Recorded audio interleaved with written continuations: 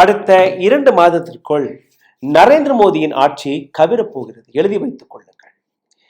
நிதிஷ்குமார், சந்திரபாபு நாயுடுவால் கிடையாது, ராகுல் காந்தியாலும் கிடையாது, ஜென்சியால் கிடையாது. இந்த அனைத்திற்கான காரணம் ஒரே நபர்தான், குஜராத் லாபியின் தலைவரான நரேந்திர மோடி. குஜராத் லாபி எடுத்து வைத்த அந்த தவறான முடிவுகளை இன்னைக்கு நீங்க பார்க்க போறீர்கள். நரேந்திர மோடி இந்த ஆட்சியை பிடிப்பதற்காக ஒரு சில மந்த்ராக்களை வைத்திருக்கிறார். அந்த மந்த்ராக்களை நான் உங்களுக்கு எடுத்து காட்டுகிறேன். அனைத்துமே அவர்களுக்கு எதிராக மாறி இருக்கிறது.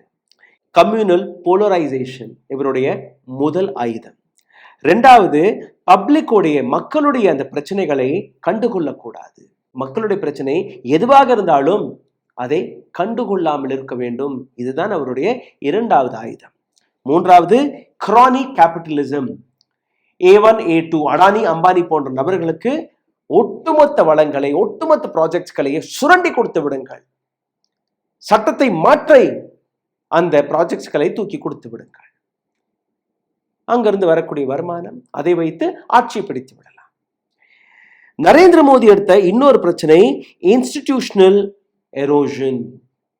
இன்ஸ்டிடியூஷன்களை, சிஸ்டத்தை அழிக்கக்கூடிய வேலையை பார்த்திருக்கிறார். Election commission of India, judiciary, CBI, ED, IT, இன்னைக்கு என்ன சிந்தித்து பாருங்கள். Diversionary tactic. மக்கள் ஒரு கேள்வி கேட்க தொடங்கினாலே, மக்களுடைய போராட்டம் வெடித்தாலே அவர்களை டைவர்ட் செய்து விடுங்கள், அவர்களை அடக்கி விடுங்கள். இந்த அனைத்து புள்ளிகளையுமே இன்னைக்கு மிகப்பெரிய அளவில் ஆழமாக நான் உங்களுக்கு எடுத்து காட்டப் போகிறேன். ஓட் சோரியாக இருக்கட்டும், இந்த நாட்டு ஜென்சி பிரச்சனையாக இருக்கட்டும், அல்ல இந்த நாட்டு விவசாயிகளுடைய போராட்டமாக இருக்கட்டும், டிமானிட்டைசேஷன், ஜிஎஸ்டி, அனைத்தையுமே இன்னைக்கு புட்டு வைக்க போகிறேன். அடுத்த 2 மாதத்திற்குள் நரேந்திர மோடியுடைய இந்த டவுன்ஃபாலை மிகப்பெரிய அளவில் நீங்க பார்க்க போறீர்கள். RSS உட்பட இன்னைக்கு குஜராத் லாபிக்கு எதிராக நிற்கக்கூடிய அந்த காரணங்கள் நீங்க பார்க்க போறீர்கள். பிஜேபிக்கு உள்ள இருந்து வெடிக்கக்கூடிய அந்த கிளர்ச்சி, அந்த எதிர்குரலை நீங்க இன்னைக்கு கேட்க போறீர்கள், புரிந்து கொள்ள இருக்கிறீர்கள். அதற்கு முன்பு ஒரு சிறிய கோரிக்கை. எங்களுடைய வீடியோக்கள் இந்த நாட்டு ஆன்மாவை எடுத்துக்காட்டக்கூடிய வேலையை பார்த்து வருகிறது. மக்களிடம் நாங்கள் கொண்டு வந்து சேர்க்கக்கூடிய அந்த உண்மைகள் சேரக்கூடாதபடி ஒரு சில அமைப்புகளை வைத்து எங்களை முடக்கக்கூடிய வேலையை பார்க்க தொடங்கிவிட்டார்கள். கடந்த 1 வாரமாக எங்களுடைய சேனல் முடக்கப்பட்டிருக்கிறது. 3000, 4000, 10,000த்திற்குள்ள எங்களுடைய வீடியோக்களை முடக்கக்கூடிய வேலையை அவர்கள் பார்த்து விட்டார்கள். இதிலிருந்து மீட்டெடுப்பதற்காக உங்களுடைய உதவி தேவைப்படுகிறது. நீங்க செய்ய வேண்டிய 2 விஷயம்தான். இந்த வீடியோவை பார்த்த உடனேயே கீழே கமெண்டில் ஏதோ ஒரு கமெண்ட்டை எழுதி விடுங்கள்.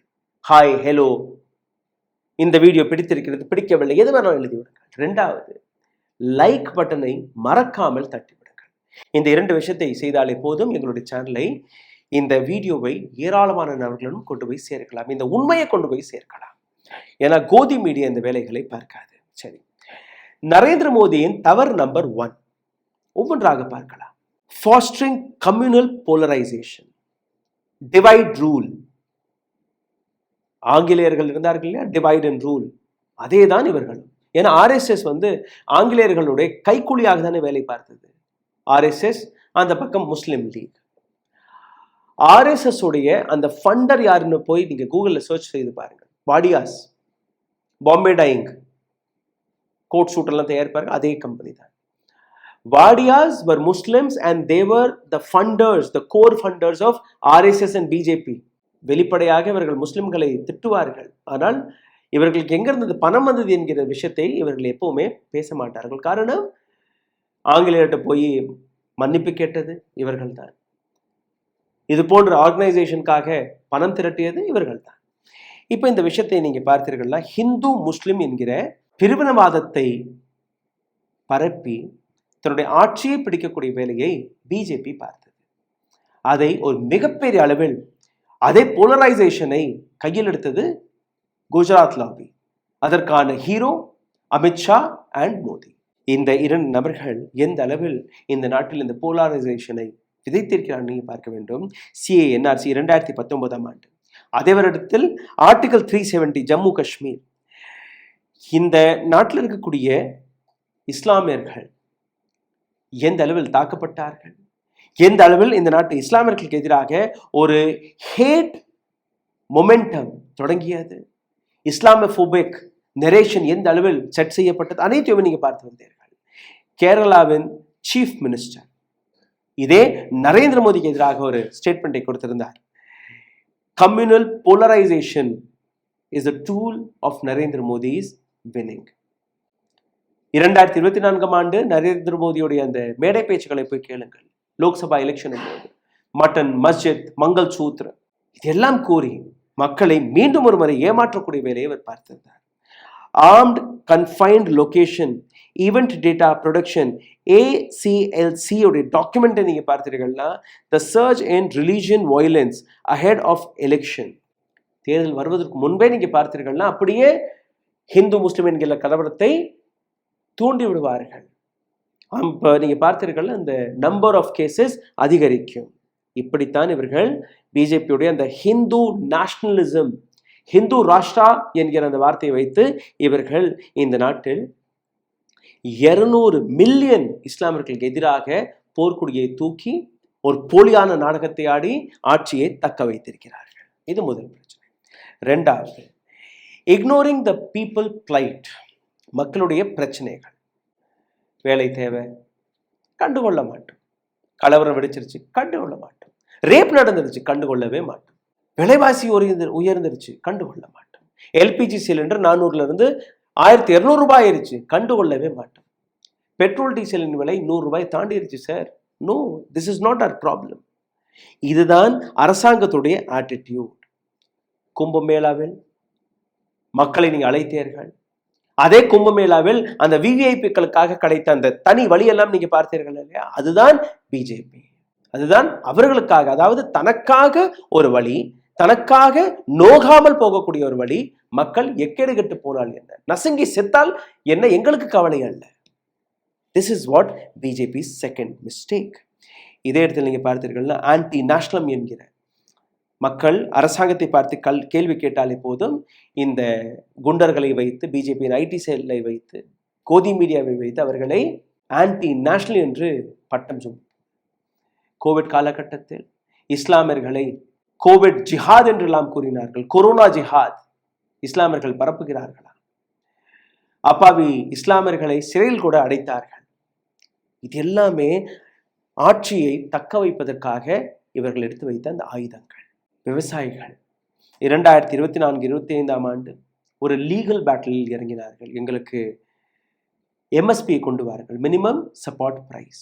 நரேந்திர மோடி ஒரு நாடகம் ஆடி மன்னிப்பெல்லாம் கேட்டார், இந்த 3 வேளா சட்டத்தை நான் வாபஸ் பெற்று விட்டேன் என்று. எம்எஸ்பி என்ன ஆனது? Where is MSP today? அன்னைக்கும் போராட்டம் நடந்தது இல்லையா? டெல்லி கலவரம் நடந்தது இல்லையா? சிஏஎன்ஆர்சியும் போது அங்க ஒரு கலவரம் நடந்தது இல்லையா? இப்போ லத்தாக் பிரச்சனைகள், ஜென்சியோடைய கலவரம் நடந்ததா இல்லையா? ஒவ்வொரு முறையும் மக்களை டைவர்ட் செய்து விடலாம். அடக்குமுறை, அராஜக முறை. நரேந்திர மோடியின் அடுத்த தவறு குரோனி கேபிட்டலிசம், A1 A2.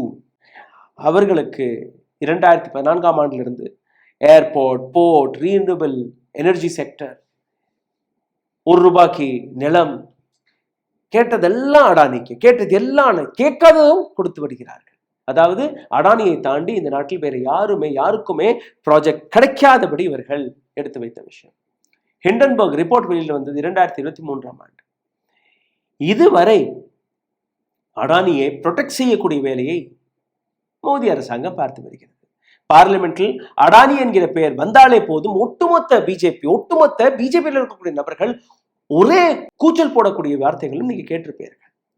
அப்போ அடானியை காப்பாற்றுவதற்காக எந்த அளவில் இந்த வெறி என்று நீங்க பாருங்கள். அமெரிக்காவில் வழக்கு போடப்பட்டது. இன்னைக்கு இந்தியா எந்த விதமான கேள்வியும் கேட்க முடியாமல், நரேந்திர மோடி ஒரு வார்த்தை கூட பேசாமல் அடங்கக்கூடிய காரணம் என்ன? Because Narendra Modi had surrendered himself. Narendra Modi made 140 crore population of this country surrender to America. யாருக்காக? தன்னுடைய நண்பர் அடானியை காப்பாற்றுவதற்காக. இன்னொரு பக்கம் அம்பானி, அவரையும் காப்பாற்றணும். ஏன்னா அடுத்த டார்கெட் அம்பானி தான். ரஷ்யாவிடமிருந்து எண்ணெய் வாங்கினது அம்பானி, பணம் பார்த்தது அம்பானி. நஷ்டம் வரும்போது எஸ்கேப் ஆகிவிட்டார். அந்த நஷ்டத்தை சுமக்கக்கூடிய நபர்கள் யார்? நீங்களும் நான். 50% டேரிஃப். இப்போ அந்த H1B விசா மீது $1,00,000 90 லட்சம் ரூபாய் கொடுத்தீங்கன்னா அமெரிக்காவில் போய் நீங்க வேலை பார்க்கலாம். ஆனா நம் நாட்டு பிரைம் மினிஸ்டர் விஸ்வகுரு ஒரு வார்த்தை கூட பேச மாட்டார். கிரானி கேபிட்டலிசத்திற்காக எந்த அளவில் இந்த நாட்டை அடமான வைத்து விட்டார்கள் இன்னைக்கு பார்க்க வேண்டும். 1% பணக்காரர்கள், வெறும் ஒரே 1%. அந்த 1% நபர்கள் கையில் இந்தியாவுடைய 40% வெல்த் சொத்துக்கள் இருக்கிறது. மீதம் இருக்கக்கூடிய 60% 99% மக்கள் கையில் இருக்கிறது. இதுல அரசாங்கத்துடைய கஜானாவும் சேரும். அடுத்த பிரச்சனைக்கு வர்றேன், கேளுங்கள். வெப்பனைசிங் இன்ஸ்டிடியூஷன், எராடிங் கான்ஸ்டிடியூஷனல் பில்லர்ஸ். நீதிமன்றங்கள், தேர்தல் ஆணையம், பியூரோக்ரசி, இடி, ஐடி, சிபிஐ, போலீஸ் அனைத்தையுமே தன் கட்டுப்பாட்டுக்குள் கொண்டு வந்து இந்த நாட்டில் இருக்கக்கூடிய கான்ஸ்டிடியூஷனல் இன்ஸ்டிடியூஷன்களை அழித்து விட்டோம் என்றால், லா அண்ட் ஆர்டரையே அழித்து விட்டோம் என்றால் தனக்கு சாதகமான லாக்களை மாற்றிவிடலாம். அதைத்தான் செய்து வருகிறார்கள். சட்டத்தை நாங்கள் மதிக்க மாட்டோம். காரணம், இந்த நாட்டு கான்ஸ்டிடியூஷனின் முதல் வார்த்தை we are secular nation, we the people of India. இந்த நாட்டில் இருக்கக்கூடிய ஹிந்துவாக இருக்கட்டும், முஸ்லிமாக இருக்கட்டும், கிறிஸ்துவராக இருக்கட்டும், சீக்கியராக இருக்கட்டும், அனைவருக்குமே சொந்தமான நாடு என்று எழுதியிருக்கிறார்கள். ஆனால் பிஜேபி, RSS இதை ஹிந்து ராஷ்டிராவாக மாற்றி விடுவோம். அப்போ அந்த கான்ஸ்டிடியூஷனையே நம்பாத ஒரு நபர்களை நாம் அமர வைத்து எதை எதிர்பார்க்க முடியும்? 2025ஆம் ஆண்டு இவர்கள் கொண்டு வந்த ஏராளமான பாலிசிஸ் அப்படித்தான் இருந்தது. Enforcement directorate, central bureau of investigation, இவர்கள் போட்ட வழக்குகளை நீங்க பார்த்தீர்கள்னா 95% வழக்குகள் எதிர்கட்சி தலைவர்கள் மீது இருந்தது. எதிர்கட்சிகளுக்கு சப்போர்ட் செய்யக்கூடிய அந்த கார்ப்பரேட் நபர்கள் மீது இருந்தது, பிசினஸ்மேன்கள் மீது இருந்தது. கடைசியில் என்னானது? எதுவுமே தெரியாது. அந்த வழக்குகளில் யாருமே உறுதி செய்யப்படவில்லை, அதற்கான ஆதாரங்கள் கூட வெளிவரவில்லை. ஆனால் we will put cases on. Diversionary tactic, இது இவர்கள் கையில் இருக்கக்கூடிய இன்னொரு ஆயுதம். அதுதான் கோதி மீடியா.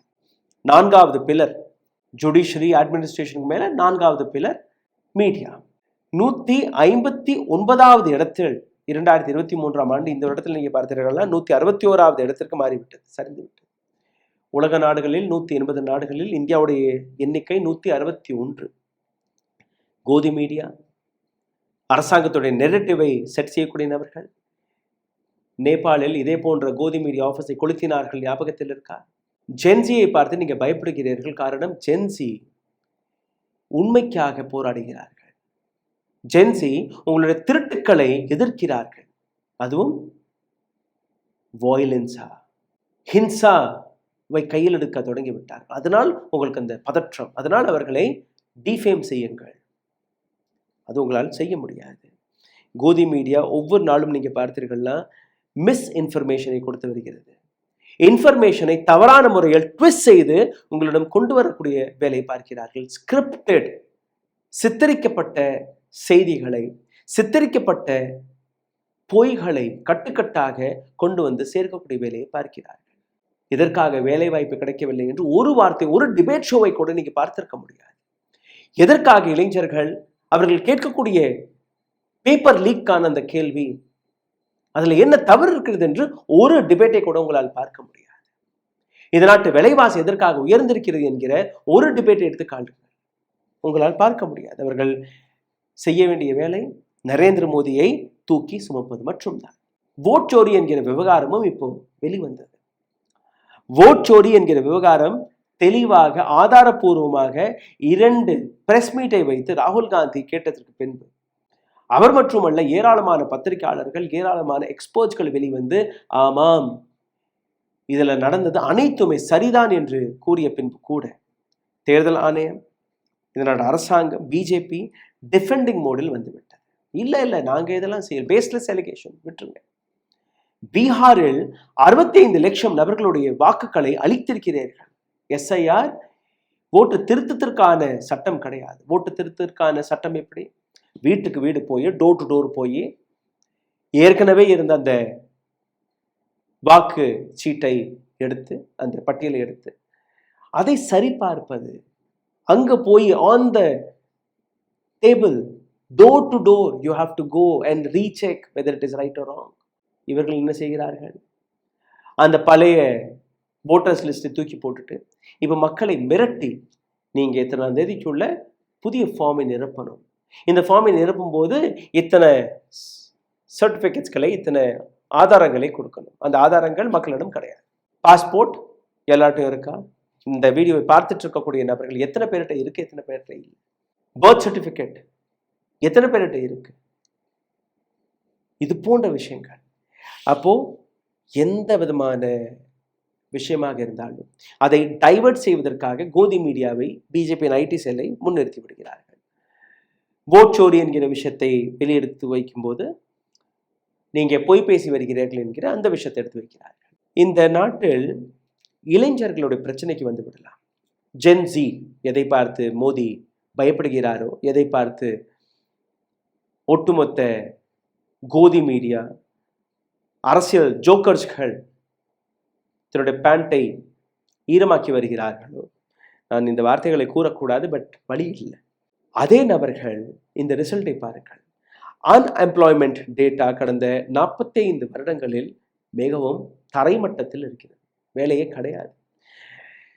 23% 15 வயதிலிருந்து 29 வயதிற்கான இந்த இளைஞர்கள், அவர்களிடம் வேலை வாய்ப்பே கிடையாது.